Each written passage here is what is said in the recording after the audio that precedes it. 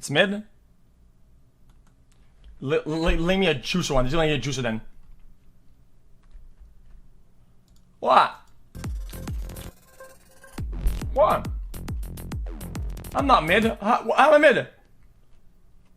How you going? So, this was one of those myths that I first heard when I was a little kid, around the same time as other unlikely stories. I'll give it a try. Like if you feed rice I will not to trust birds, one, their the stomach one will cheddar. explode. Or, if my dad leaves the house and never comes back, I'll become a strong, stable, and independent man.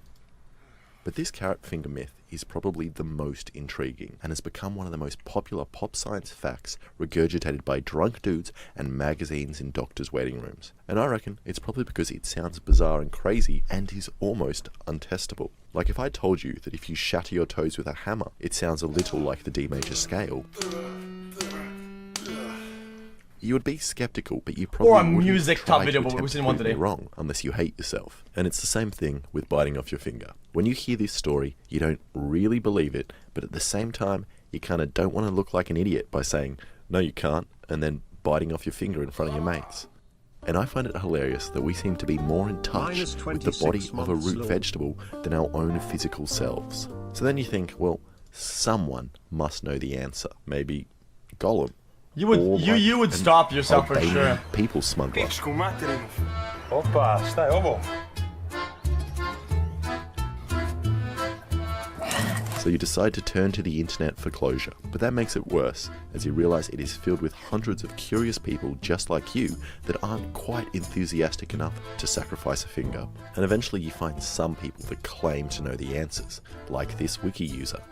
Or Amy Evans from the extremely popular website I'm a Scientist, Get Me Out of Here. And she's extremely certain that this myth is indeed true, but I'm kind of skeptical of her confidence. How does Amy know that you can bite off your finger as easily as a carrot? Was she born with 6 fingers? Or does she somehow have access to a large base of human volunteers on which she is able to conduct experiments on in order to answer questions from strangers on the internet?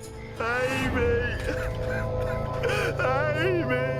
And I tried to contact Amy or the folks over at I'm a Scientist Get Me Out of Here to let them know that I was onto them, but I wouldn't tell the authorities if they would give me access to their hoard of human guinea pigs, shot. or at least allow me to buy some. But they're not giving up their stash that easily.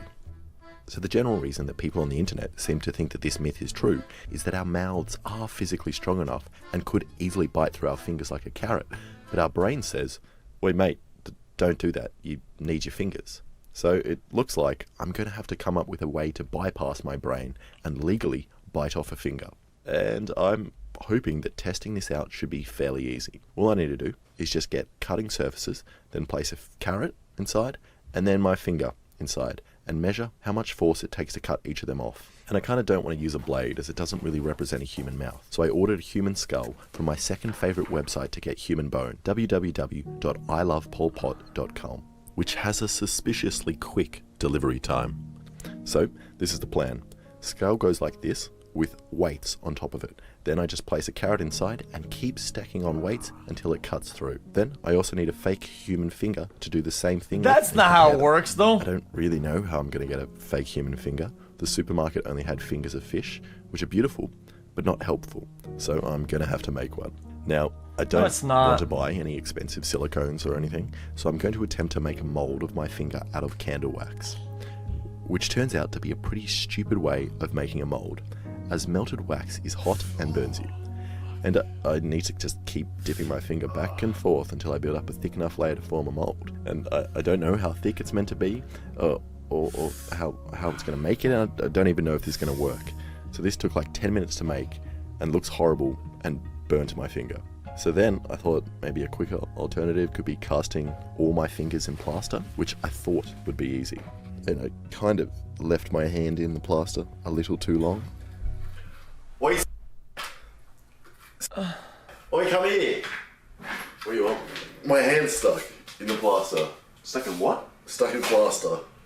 Why is your hand in plaster? Well, I was casting my hand. Is it stuck there? Yeah, it's stuck.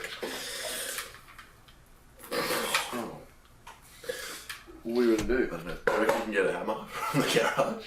I think you used it last anyway. Which hammer do you want? I don't know. It's actually getting hot. It feels hot. This is like not hot enough to burn me yet, but it's getting hot.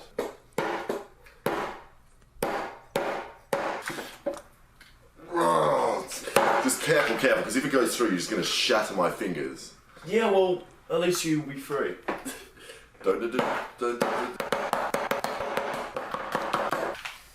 Oh. Jesus, dude. Alright, so that is probably why people don't use wax or plaster for moles involving human skin. So I decided to not be a stingy dickhead and buy some of the real stuff, called alginate. So then I'm just going to grab some of my mum's wine glasses to use for the mould. And I should probably confiscate the bottle of wine as well, actually. And then carefully put my finger in and rinse and repeat.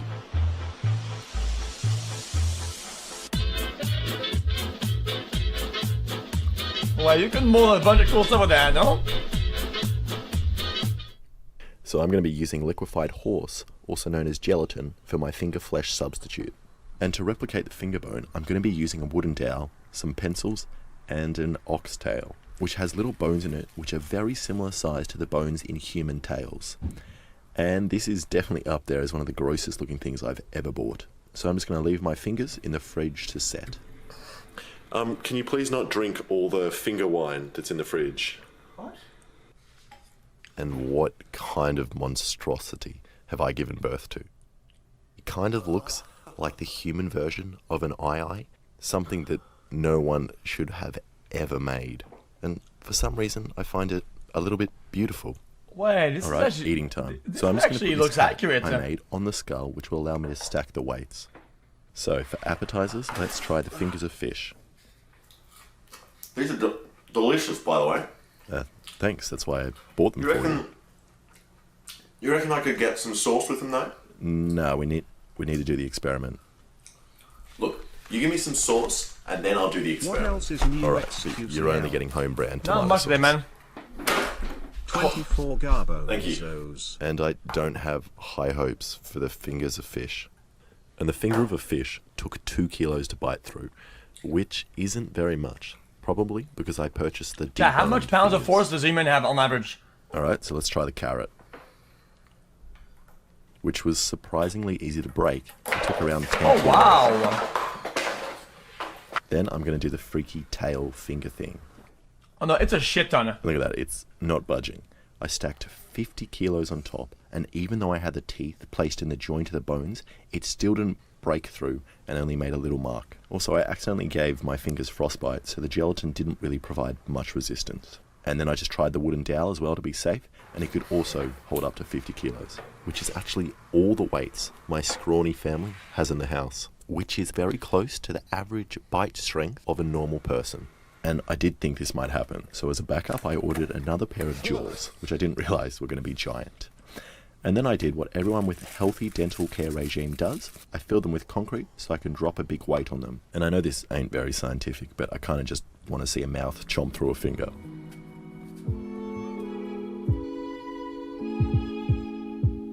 Yeah, a one-tapper's probably better. I don't really know what this shows, and I probably should have let the concrete dry properly before testing this out. What? It did manage to bite almost all the way through. There's Okay. just a little bit of skin, It's good enough. something hanging A lot on. of months. And I brother. really wanted to see like a clean chomp, like you would get from scissors Oh, yeah, you or can an axe. definitely fucking But sadly, cut through it. most of us don't have mouths like that, and bones are pretty tough. So here are the incredibly scientific results. The finger of a fish took 2 kilos to bite through. A carrot took 10 kilos, and a human finger took this many. Actually, I kind of just thought of a super easy way that I could have tested this. Actually, unless I'm an idiot. I might be an idiot. Someone please tell me if I'm being an idiot. So, if I put the carrot and my finger in my mouth at the same time, and then I make sure my bottom and top teeth are on them, then when I bite together, there should be the same amount of force applied to both. And it does hurt quite a bit and made a mark in my skin, but the carrot snapped well before my finger did. And the more you think about it, the less this myth makes sense. Can you imagine what life would Is be that like even if you had science, fingers though? as weak as carrots? Oi.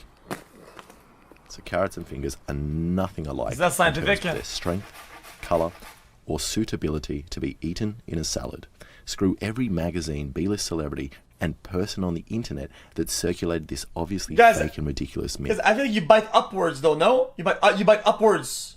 On top of that, I think the sharpness of the teeth, right, since it's causing a dent and a crack that's leading, does help the carrot break faster than Somehow a finger. we've allowed scientists like Amy Evans to create fake stories and trick us into thinking our bodies are as fragile as a vegetable. Kids, the next time you hear this myth, go ahead and give your middle finger a good bite and tell Amy she's a dickhead. And to give me some of those slaves. Thank you so much for watching. If you like that, make sure to subscribe and check out some of my other stuff. Chat, I know we haven't done in a while. IQ test. But I don't do too long though.